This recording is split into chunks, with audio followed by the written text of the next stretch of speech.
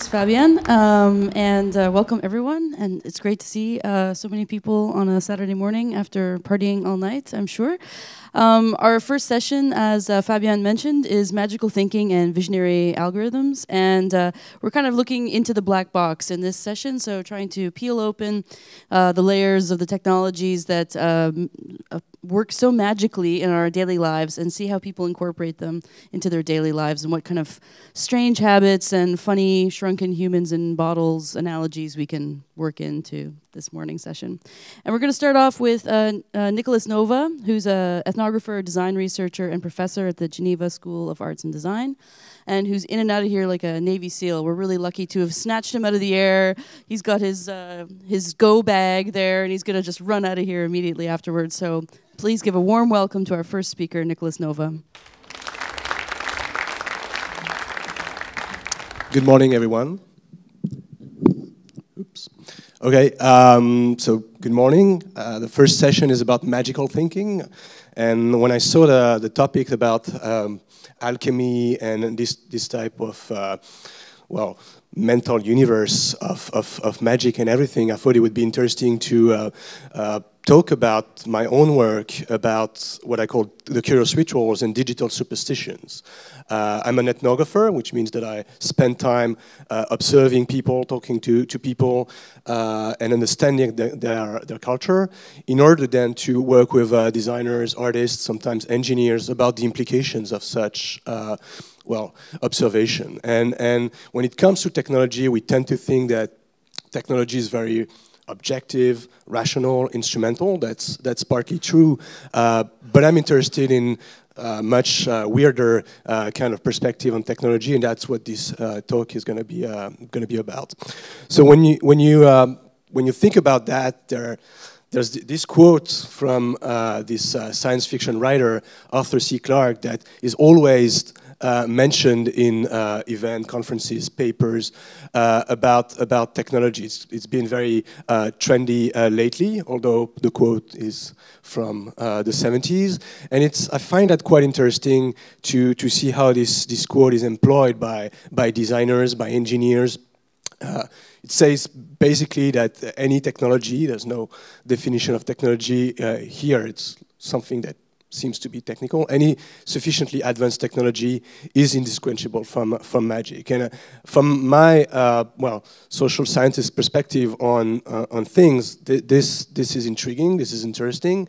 And what is even more interesting is when you look at how the word magic and how this notion of magic is used by people, by entrepreneurs, by designers, by developers, and as a way to frame the discussion about how technology should be. So here you have Steve Jobs, who used that in a metaphor at his keynote when he released when Apple released the iPhone. Says that we're going to touch this with our fingers, and we have invented a new technology called multi-touch, which is phenomenal. It works like magic. So the metaphor is the one of the illusion, the fact that the multi-touch capacity of the telephone is something that is beyond what existed before.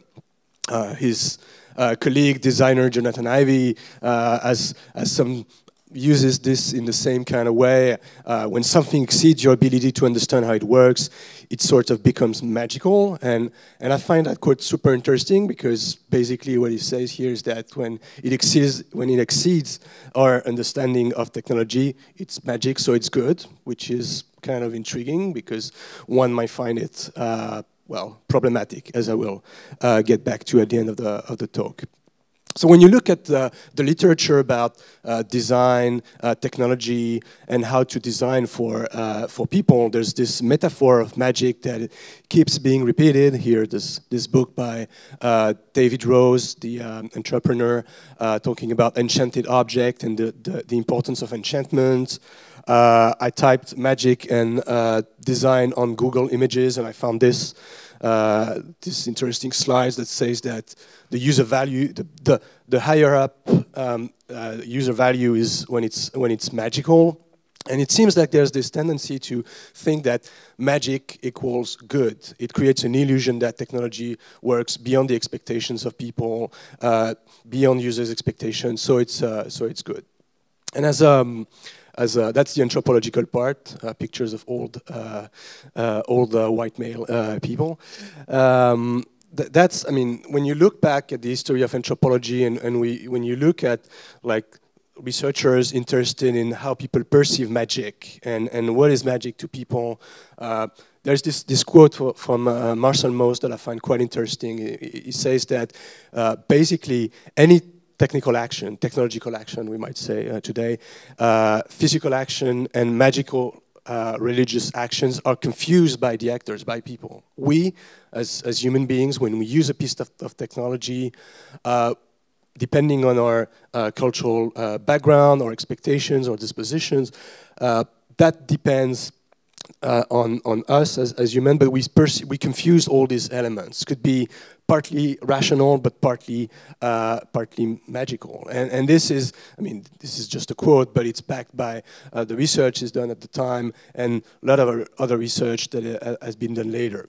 So what I find interesting here is to step back a little from all these discussions about, yeah, technology should be magic, it should be magical, it should be like work like an illusion, and go look at people, try to understand how people behave with technology, how they understand or not this kind of magical metaphor, what is their perspective, what are their motivations, and how they use and repurpose technologies for their own means.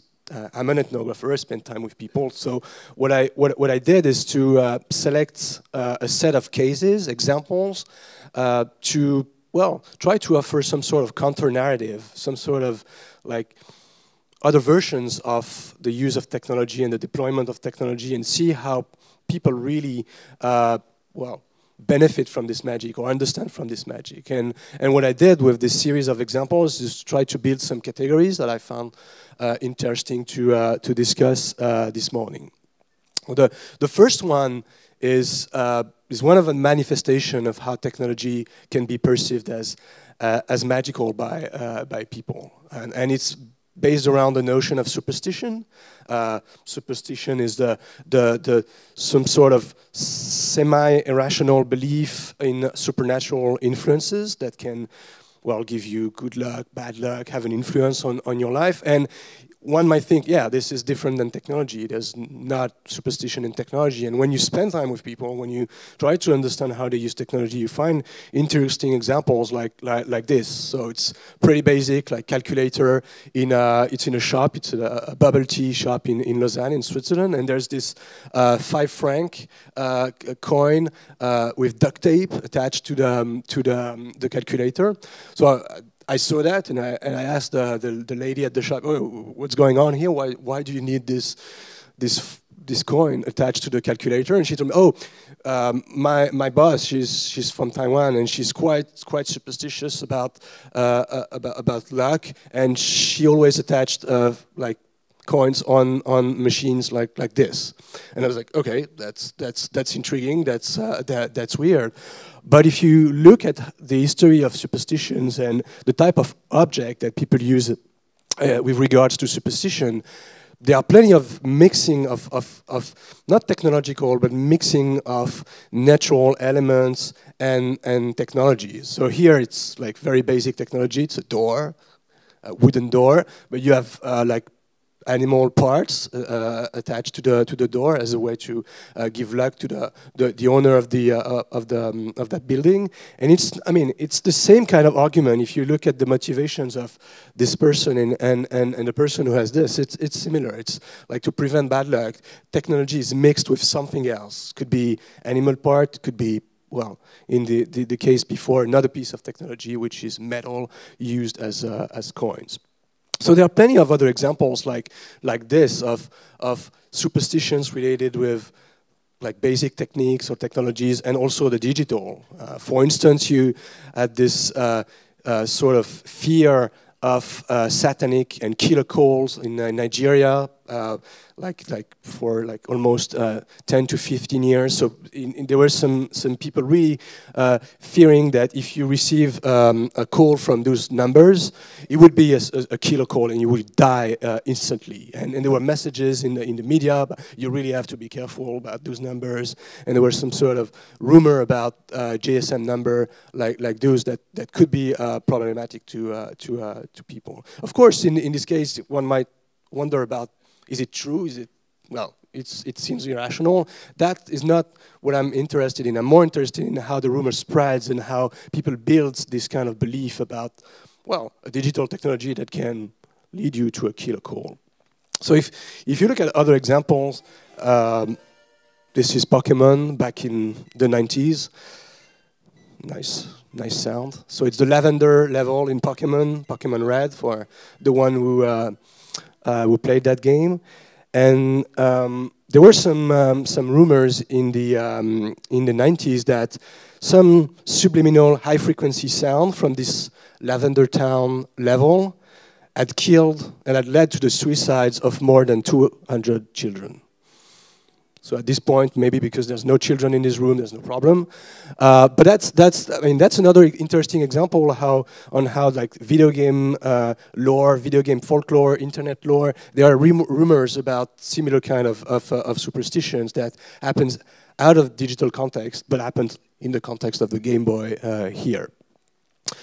Second kind of categories that I found interesting to mention is what I call the ghostly presence. It's the notion that with digital technologies there could be some sort of haunting devices and haunting situations.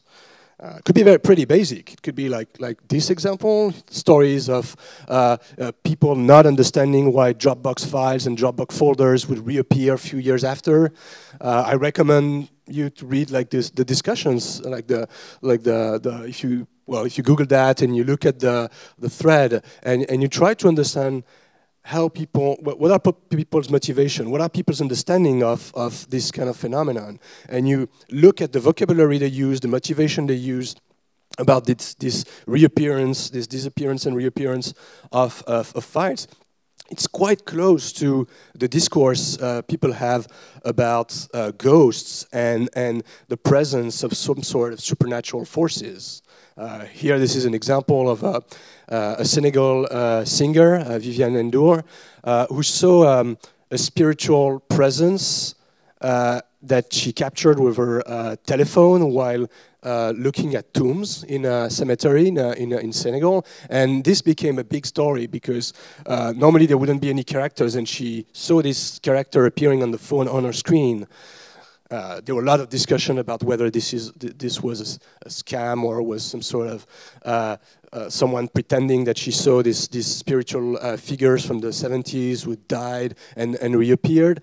We don't really know if it's true or not. I don't think it was actually true, but it's interesting because the presence of ghosts, which have a long history of happening out of digital technologies, is now also present with artifacts such as phones, smartphones, cameras, or even console games. So you have these other examples that I find fascinating of the possessed version of Mario 64 cartridge that you could use on a Nintendo 64, and that led to those rumors on the internet. I won't read everything, but there's this person who tells the story of this Nintendo 64 cartridge that he bought on eBay.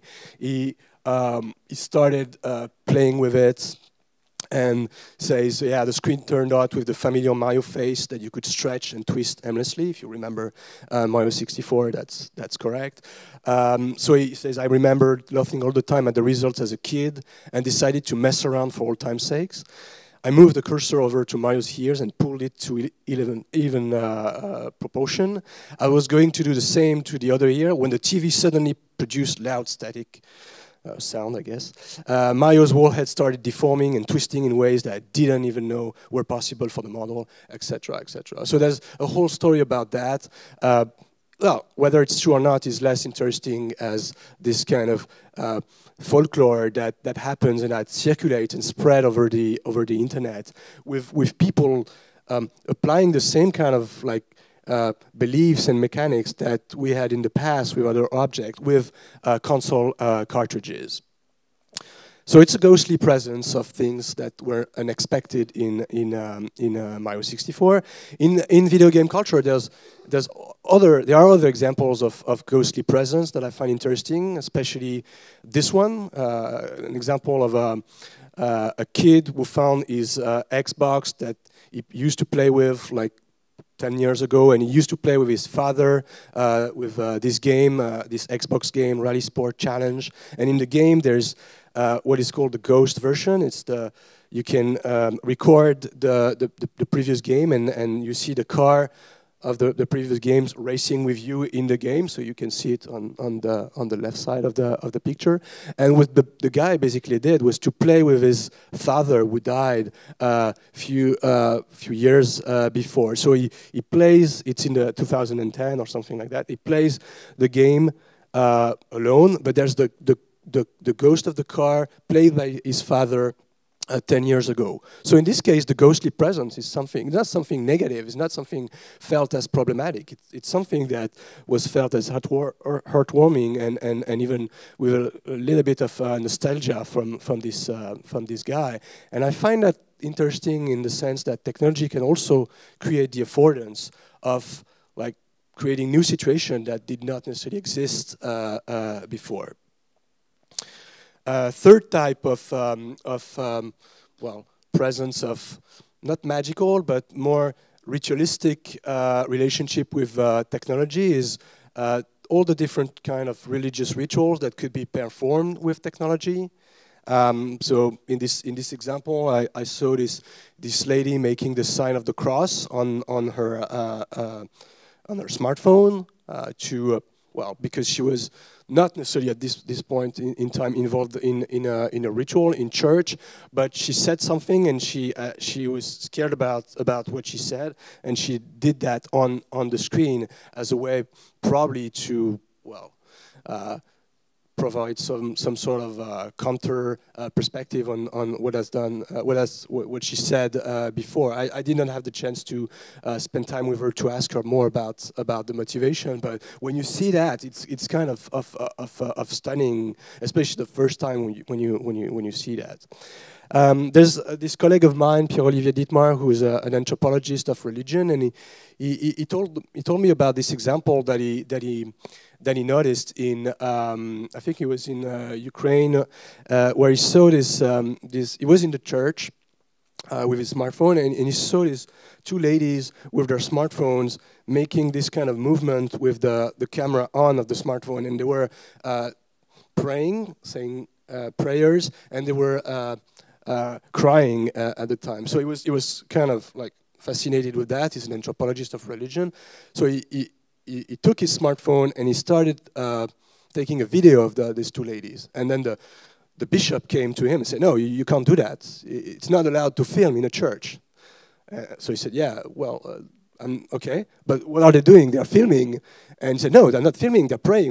Are you crazy? Why do you think they're filming?" Technically, they were filming something, but it was part of a ritual that this person built about the relationship between the religious elements and their smartphones, but it was not perceived by the bishop as filming. And that kind of controversy is interesting because it tells us something about the relationship we build with technology.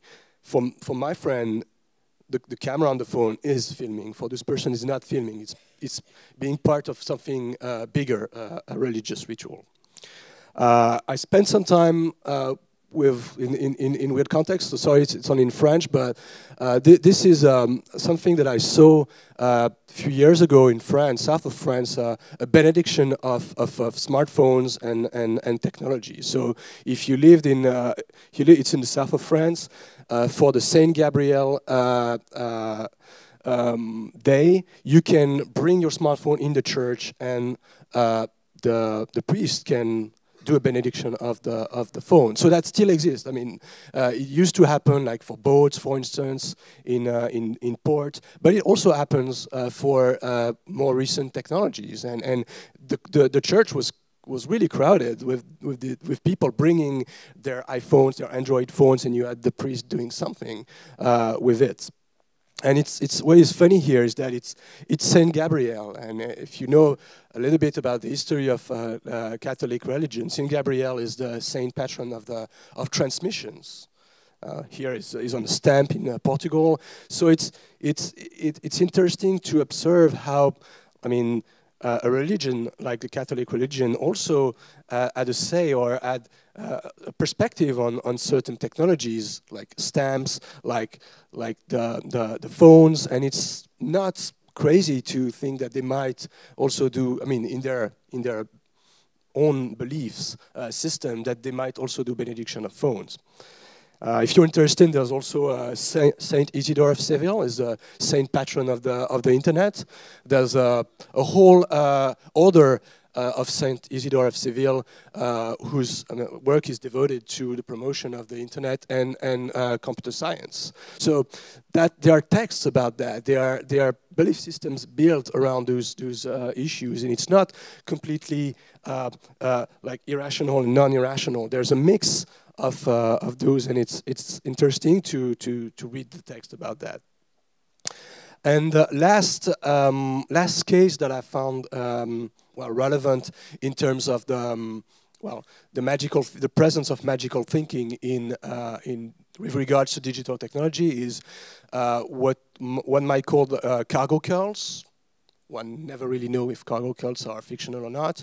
Cargo cults is the name used by anthropologists at the time about phenomenon that happened, for instance, in Melanesia, where people were used to have cargoes, airplane from the US or Japan, like dropping food or clothes or material for people. And when the war, because it was in the Second World War, when the war finished, there were people there building some sort of cult about those cargoes, waiting similar aircraft to come over and bring food and clothing. And the aircraft were not coming, so they created like wooden towers, wooden aircraft, and build some sort of cult about that. This has been discussed by anthropologists who said that the situation is a bit more complex than that. But what is interesting here is that there are artists interested in a similar kind of metaphor. Peter Musgaard, that I find quite interesting as an artist, he imagined a sort of fictional cult that may happen in the Alps, in Austria, where people in small villages would really want to have like the new pair of Google glasses, the new kind of smartphone or Segway, and do not have the resources, the financial resources to buy them. So they would build them out of wood. This is like a result of a workshop he did with the teenagers there. Like they tried to build like technologies, high-tech technologies with like wooden material. Those are Google glasses. This is a Segway, and of course, I mean, it was part of his discourse was built around the idea that we can also build cargo cult about technologies, and we generally build cargo cult about technology. There's this research paper by a group of robot scientists in Sweden who's so fed up with humanoid robots that they describe humanoid robots as a cargo cult in robot research, and that they advocate for something else. So what I find interesting here, even if it's something made up and fictional, it's the fact that it forces us to rethink our relationship with technology, and the fact that we tend to take that as a sort of a cult of the new, of the avant-garde, of the innovation, without necessarily always questioning the values of those technologies. So, and the last one, sorry, it's the one that I call technological misunderstanding. It's all the examples of people trying to make sense of technology and making some mistakes in the process, or not necessarily understanding how things work properly. My main example that I find fascinating is automatic doors. If you look at like this, there's a Facebook group about people confused by automatic doors. I strongly recommend reading that. I don't know if it's been a while. It was in 2009, but maybe the name changed. But it's fascinating, and you can see examples like this. Like the automatic door seems to have a mind of its own. it's like the personification of the machine, like the automatic door with a set of sensors that can open. It's not quite complicated as an interaction, but still, people don't necessarily understand it. So I like in trains or in buildings to spend time observing how people relate to the door, whether they know how to touch it or if they know if there's a sensor and they wave with their hand and the door opens. Sometimes people bump their head in the door and then go on Facebook and argue about it. So that's an interesting example of how people make mistakes about how things should work. Another example that came from another research project that I've done about people's relationship with their phone is the misunderstanding about the behavior of what is invisible, like magnetic waves, Wi-Fi signals, telephone signals. So here you have this guy in Los Angeles, and he's using his phone, and he thinks that by raising his finger, it would allow the network to go through his body and have better connectivity than inside his house or without the finger raised. And I don't necessarily, I don't want to criticize those people. I think they're doing their best trying to understand how the technology works, and they find their own way to, let's say, to domesticate the technology, a technology that is more and more complex for them. And if that's the way they domesticate the technology, so be it. And I think it's important to pay attention to that and try to understand that those misunderstandings can be seen as a sort of, a window or a perspective on how people try to adopt technologies. So what does it mean? I mean, as an ethnographer working in the context of design and design research, what do I do with that in terms of conclusion? So there are some insights, there are some sort of tensions and questions that could be raised about the sort of presence of magical thinking in technology. And that was the starting point, the quote from Arthur C. Clarke, and all those examples show that there are, magical thinking is still present in everyday technologies. It's not quite surprising, especially if designers want to have technology as something magical. And it's not surprising if you look at like the history of technological deployments. Like if you read, for instance, Wiener's book. Norbert Wiener was one of the founder of cybernetics, and he was fascinated by religious rituals, by the golem, who wrote this very insightful book. So the persistence of magical thinking is linked to the persistence of this perspective in the engineers, developers, entrepreneurs, scientists' mind of this. If you're interested in that, there's this book called Techgnosis by Eric Davis that I would recommend. But what I find interesting in terms of conclusion as well is there's a confusion when the word magic is used by Steve Jobs, for instance, about the iPhone. It's magic as a sort of make-believe or illusion that is used as a strategy to make people use the technology and adopt it. But there's a second type of magic that I presented with my examples about people, about users of technology. It's magic as the fallacious attribution of causal relationship between certain actions, like the 5 franc coin on the calculator, and events. And I don't want to judge here. I say fallacious because there's not necessarily a link that objectively has a direct connection between putting this coin on the machine and luck.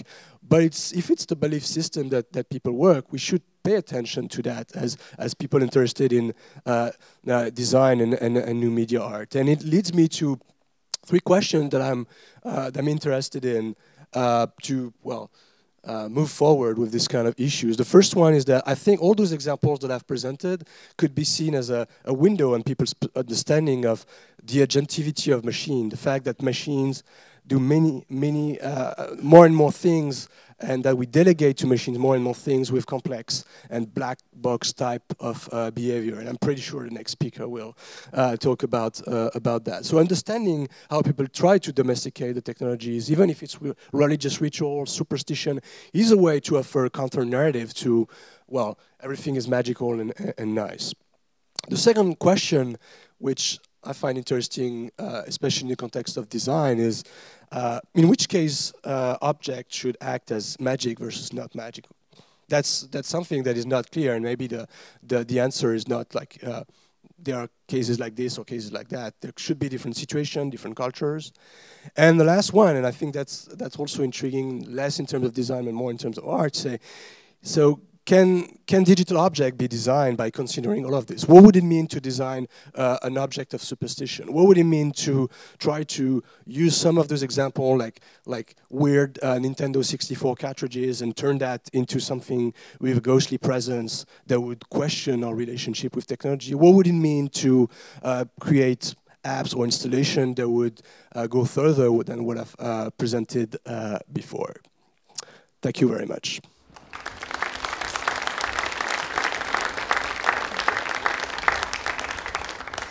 Thanks. Does anyone have any questions? Yep. Just go ahead and I'll repeat your question.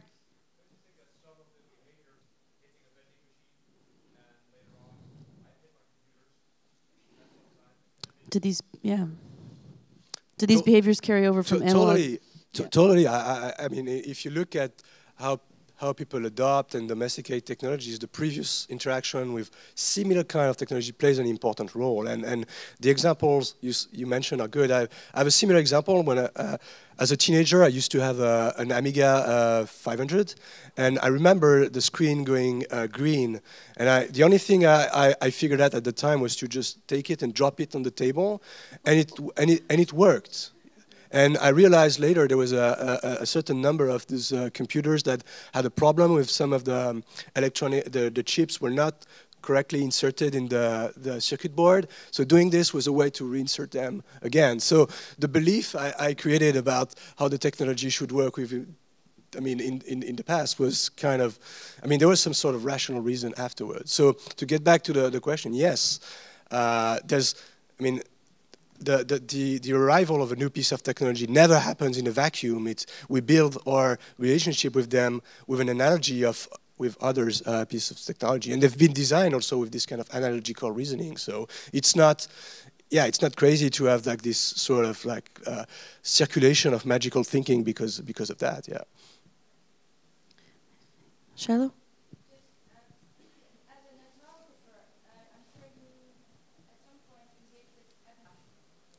Yeah, maybe I should have used fascists, and that it's clear that if you look at the literature about magic in anthropology and history, there is this idea that it's a coherent belief system for the people who adopted it. But if you, I mean, especially in the context of technology, you can make a certain level of distinction of rationality about the behavior of a machine, which is a bit more objective in this. Not necessarily, I don't necessarily want to add objectivity in the group of people observing the technology, but in the behavior of the machine, that is most of the time quite rational and objective, especially for very simple interactions like the automatic door. But that's, I mean, that's the problem is to find the right metaphor. The problem I see when we all use the term magic is that there are many different meanings, and this is an ongoing project that I'm doing. So maybe I will get rid of this kind of distinction, but it's hard to find a proper way to describe it, not applying this kind of objectivity or objective kind of paradigm, that it works sometimes, it doesn't work other times. So yeah, I'm still trying to figure it out. But it's a good point, yeah. Okay, great. Thanks a lot, Nicolas. Thanks. Thank you.